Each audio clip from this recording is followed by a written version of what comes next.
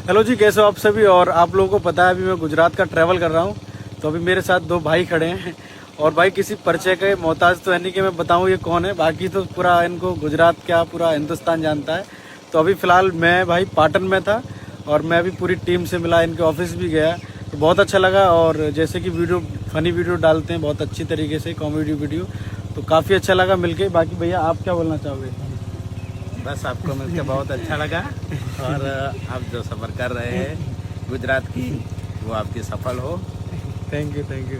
तो भाई क्या ना, भाई गुजराती है तो थोड़ा हिंदी बोलने में दिक्कत होती है। तो बाकी काफ़ी अच्छा लगा। और आप लोग कहाँ से वीडियो देख रहे हो बाकी मुझे कमेंट करके बताइएगा। और फिलहाल अभी मैं कर रहा हूँ भाई पूरे गुजरात का ट्रैवल, तो भैया से मिलने आया एंड पूरी टीम से मिला, तो बहुत अच्छा लगा भाई। इस वीडियो को ज़्यादा से ज़्यादा शेयर करना, लाइक करना, फॉलो करना। फिर मिलता हूँ।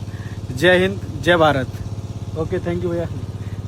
મિત્રો વિડીયો પસંદ આવે તો વિડીયોને લાઈક અને ચેનલને સબસ્ક્રાઈબ કરી દેજો।